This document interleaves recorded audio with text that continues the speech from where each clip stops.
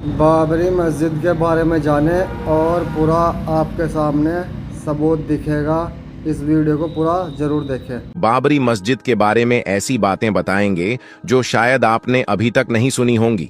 दोस्तों, क्या आप जानते हैं कि बाबरी मस्जिद भारत ही नहीं बल्कि एशिया की सबसे मशहूर यानी सबसे फेमस मस्जिद मानी जाती है। इसे भारत का इस्लामी द्वार भी कहा जाता है। बाबरी मस्जिद को बनाने में 2000 मजदूरों ने हिस्सा लिया। इसे बनाने के लिए दुनिया भर से इंजीनियर्स और आर्किटेक्ट बुलाए गए थे। यह इंडिया की एक ऐसी मस्जिद थी जिसमें सबसे पहले वॉइस रिफ्लेक्शन टेक्नोलॉजी का इस्तेमाल किया गया।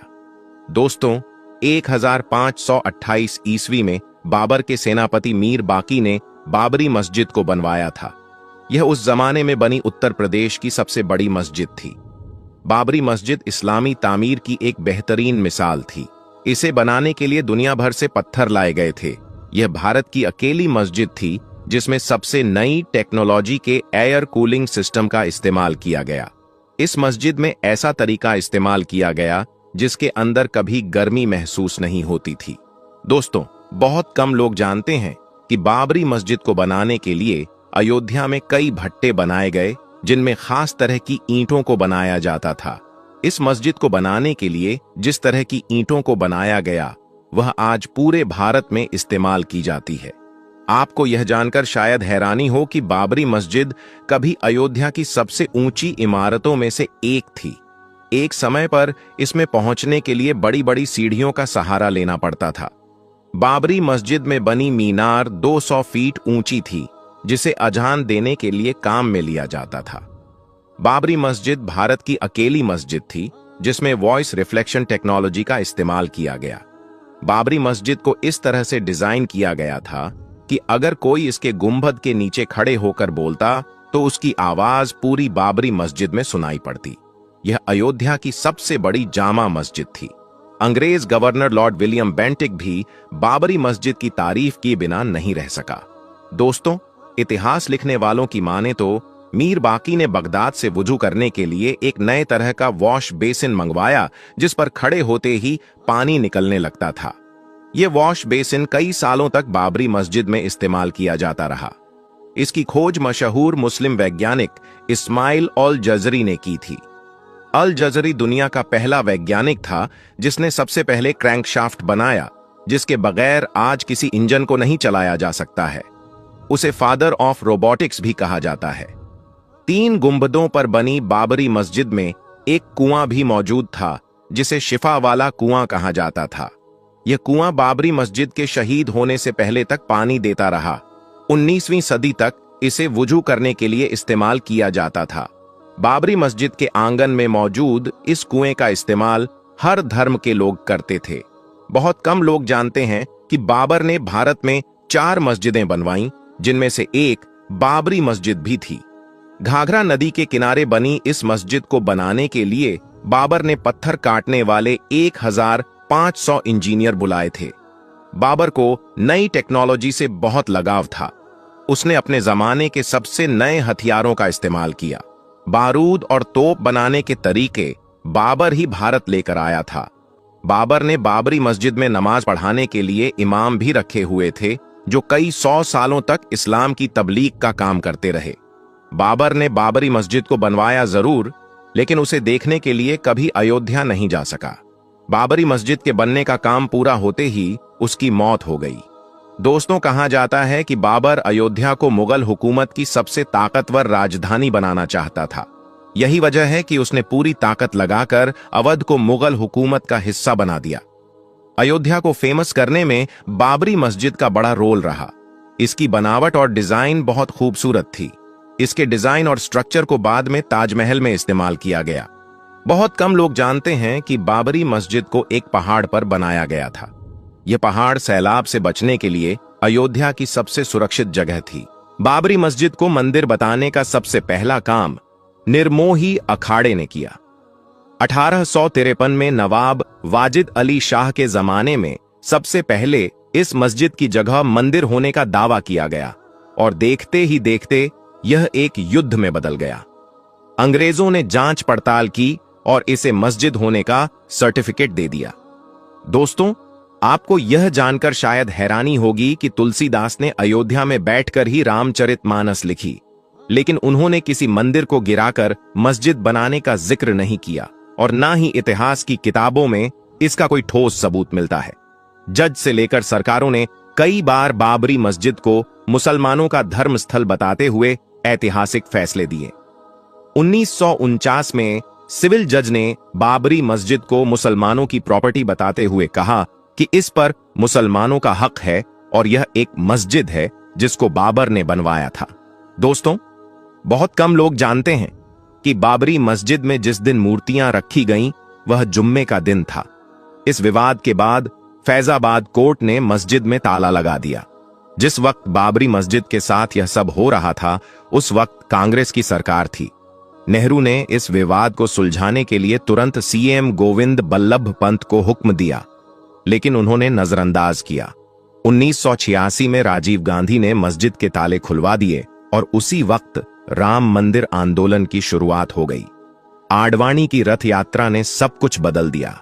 यह रथ जहां जहां से गुजरा वहां का माहौल बदल गया और इंडिया में एक नई राजनीति की शुरुआत हो गई। 6 दिसंबर 1992 में अयोध्या में कार सेवा का ऐलान हुआ और फिर कुछ ही घंटों में 2 लाख कार सेवकों ने बाबर की बनाई इस मस्जिद को धूल में मिला दिया। बाबरी मस्जिद को इस तरह गिराया जाना भारतीय संविधान का खुला मजाक था। यह भारतीय इतिहास का काला दिन था। सरकार और अदालत की आंखों के सामने जो हुआ वह अपने आप में एक सबूत है। दोस्तों, बाबरी मस्जिद को जिस वक्त शहीद किया गया उस वक्त अयोध्या में धारा 144 लागू थी। बाबरी मस्जिद की शहादत के बाद भारतीय रुपये की वैल्यू अचानक 6% घट गई और महंगाई आसमान छूने लगी। बाबरी मस्जिद की शहादत पर बेरोजगारी इतनी बढ़ी कि आज तक उसे कम नहीं किया जा सका।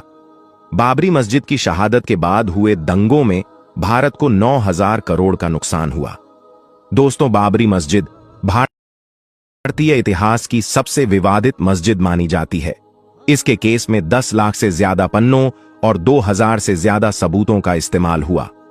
बाबरी मस्जिद के शहीद होने के 10 दिन बाद एक जांच टीम लगाई गई जिसे 3 महीने के अंदर रिपोर्ट जमा करनी थी, लेकिन उसने 17 साल बाद अपनी रिपोर्ट जमा की और इस तरह लिब्रहान आयोग भारतीय इतिहास का सबसे खराब जांच टीम बन गया।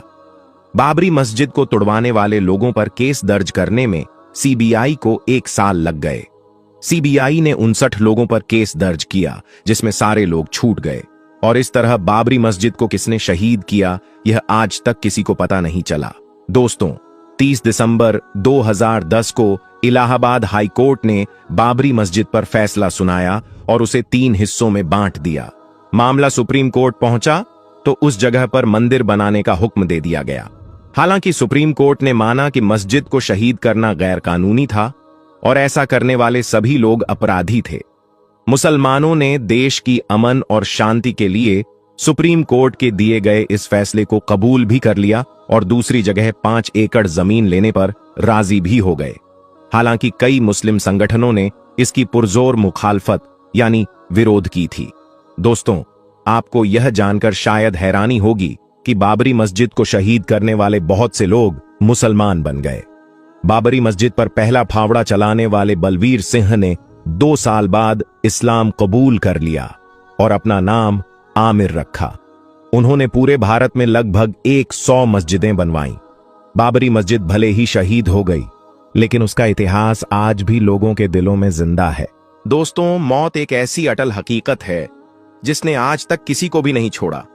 अल्लाह ताला ने खुद कुरान पाक में इरशाद फरमाया है, कुल्लु नफ्सिन जायकतुल मौत, यानी हर जान को मौत का मजा चखना है।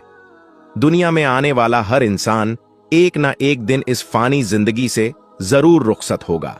यह फैसला पहले से ही मुकद्दर में लिखा जा चुका है और यही सबसे बड़ी हकीकत भी है। और किसी भी इंसान की जिंदगी का सबसे भारी और दर्दनाक लम्हा वही होता है जब उसका कोई अपना कोई बेहद अजीज शख्स हमेशा के लिए उसे छोड़कर चला जाता है।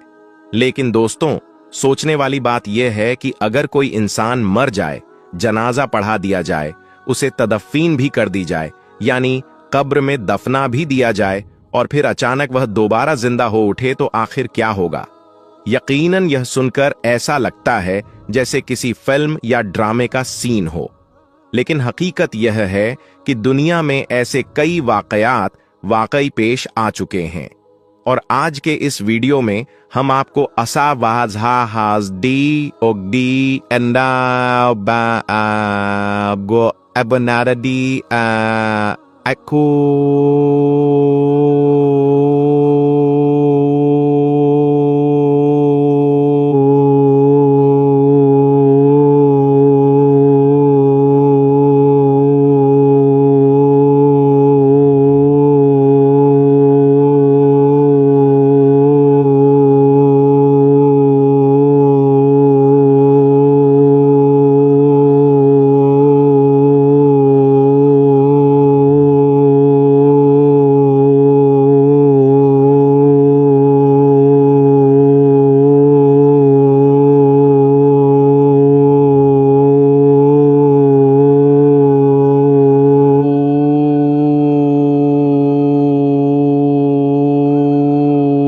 मदिना शरीफ के जन्नतुल बकी का एक ऐसा ही हैरान कर देने वाला सच्चा वाकया बताने जा रहे हैं जिसने सुनने वालों के होश उड़ा दिए और यकीन करने वालों के ईमान को और मजबूत कर दिया।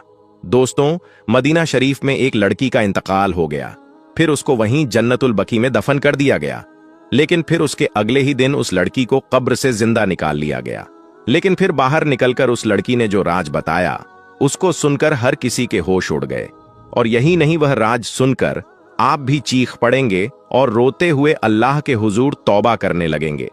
इसलिए आज का यह वीडियो आप सभी के लिए बहुत खास है। आप इसको आखिर तक जरूर देखें और मेहरबानी करके शेयर भी कर दें ताकि और भी लोगों के पास में यह वीडियो पहुंच जाए। तो चलिए दोस्तों, शुरू करते हैं। दोस्तों, मदीना शरीफ के कब्रिस्तान जन्नतुल बकी में दफनाए जाने वाली एक मुर्दा लड़की अपनी मौत के ठीक एक दिन बाद ही वापस जिंदा हो गई और मदद के लिए पुकारने लगी। यह देखकर घर वालों ने फिर फौरन ही उस लड़की की कब्र खुदवाई करवाई, तो वह लड़की कब्र से जिंदा हालत में बाहर निकल आई। बाहर आकर उसने फिर जो राज बताया वो आज तक इससे पहले किसी ने भी नहीं बताया होगा। दोस्तों, मामला कुछ यूं था कि मदीना शहर में एक राबिया नाम की लड़की थी जिसने आज से तकरीबन 1 साल पहले मोहब्बत की शादी की थी। एक परवेज नाम के लड़के के साथ शादी की थी। अभी राबिया 3 महीने की हामिला थी। एक दिन वह अपने घर से किसी काम के लिए बाहर निकली तो अचानक उसकी चीखें निकल पड़ी और वह वहीं पर गिर पड़ी। शौहर ने जैसे ही राबिया की चीख सुनी तो वह चीख सुनकर जल्दी घर से बाहर निकला।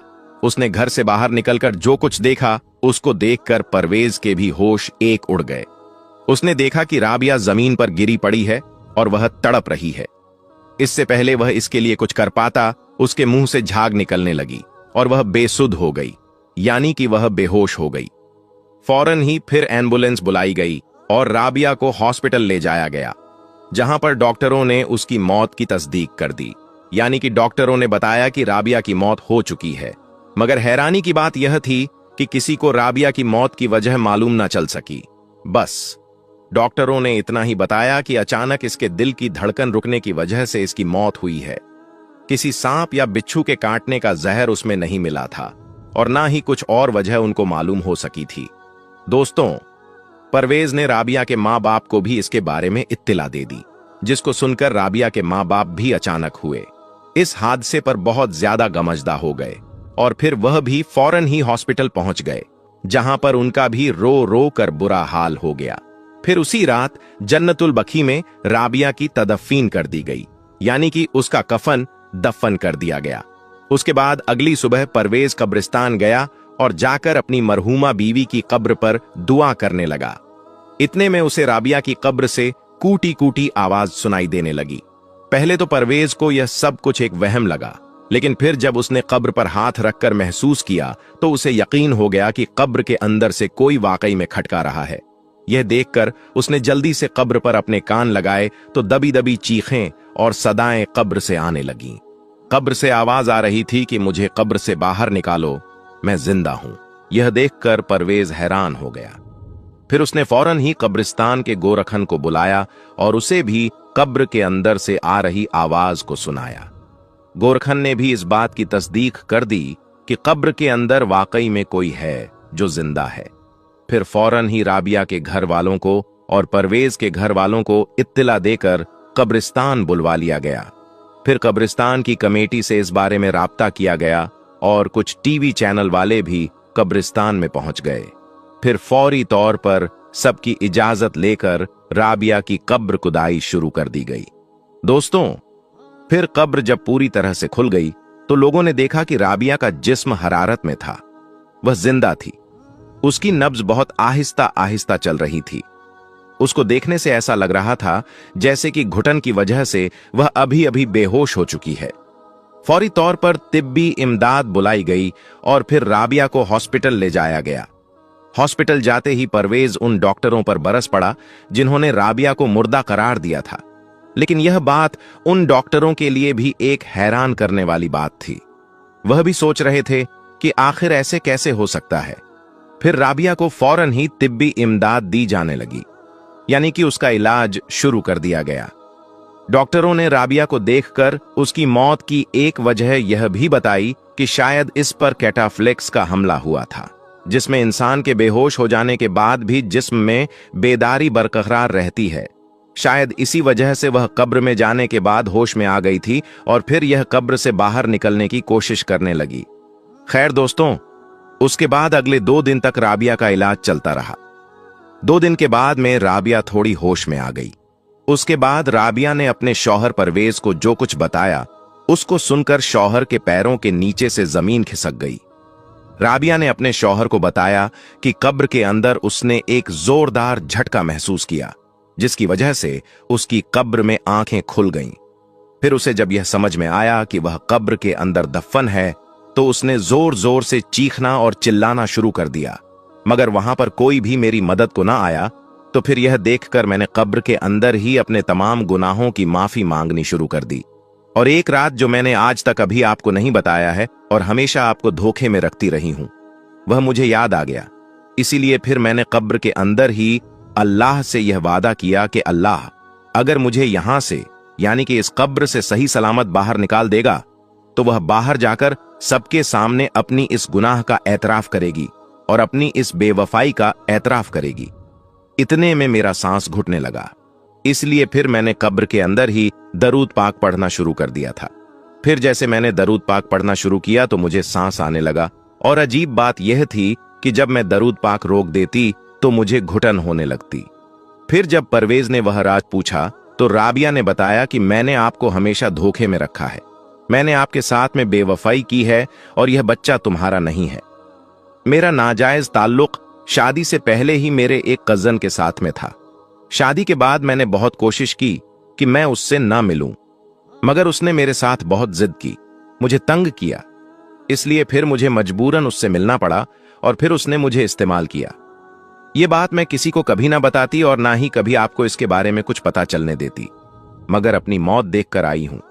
अब मैं देखकर आई हूं कि कब्र की तन्हाई और अंधेरा बहुत भयानक है।